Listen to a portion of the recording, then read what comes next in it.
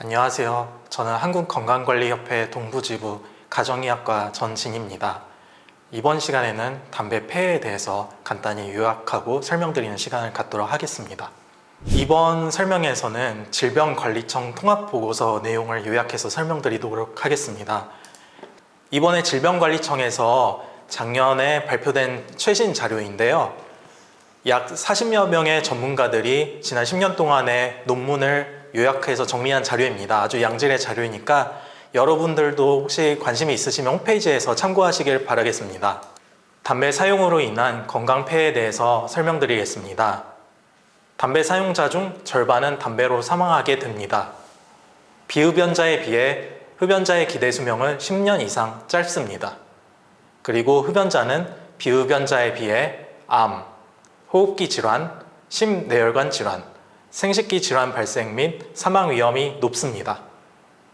담배 사용으로 인해 발생하는 암종은 폐암, 후두암, 기관지암, 위암, 췌장암, 방광암, 혈액암 등 거의 온몸의 장기에 영향을 미친다고 봐도 무방하겠습니다.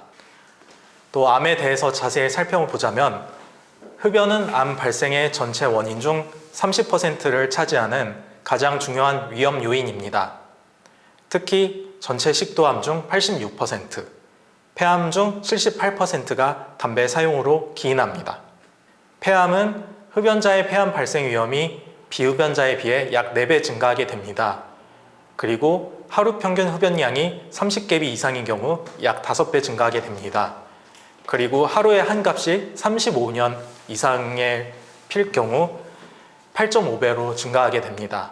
즉, 담배를 피는 것뿐만 아니라 하루에 담배를 몇 개 피는지, 몇 년을 폈는지도 중요하다고 할 수 있겠습니다. 췌장암의 경우 비흡연자에 비해 현재 흡연자의 발병 위험이 2배 높습니다.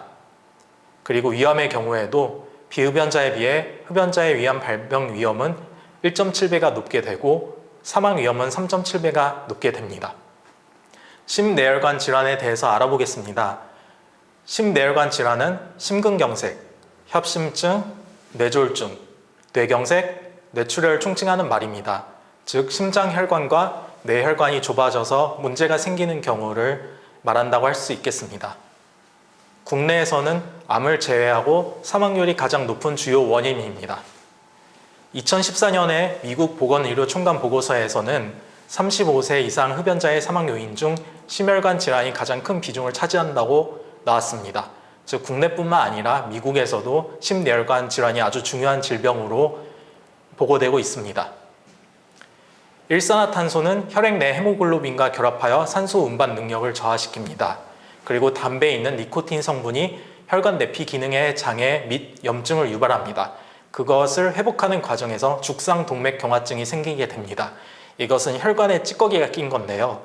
이게 혈관을 좁아지게 만들어서 결국 최종적으로 심내혈관 질환 발생에 영향을 미치게 됩니다. 그 다음 호흡기계 질환에 대해서 설명드리겠습니다. 흡연이 호흡기계 질환의 가장 중요한 원인이 될 수 있는데요. 주요 증상으로 기침, 가래, 숨찬 증상 등이 있겠습니다. 또 호흡기계 질환에서 가장 중요한 만성폐쇄성 폐질환, 즉 COPD라고 할 수 있는 병의 원인이 됩니다. 그것이 생기는 기전으로서는 해로운 물질이 호흡기를 통과해 폐포에 도달해서 호흡기도에 축적해서 빠져나오지 않게 됩니다.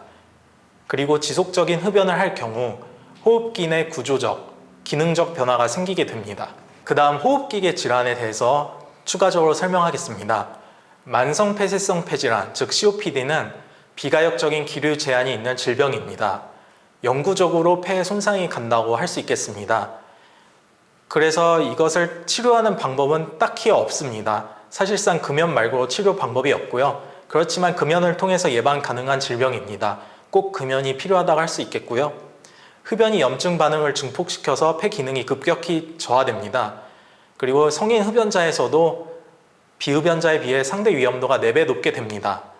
그리고 또한 전자담배 사용자도 발생 위험을 높일 수 있기 때문에 연초든 전자담배든 금연이 아주 중요하다고 할 수 있겠습니다. 그 다음 마지막으로 금연의 중요성에 대해서 설명드리겠습니다.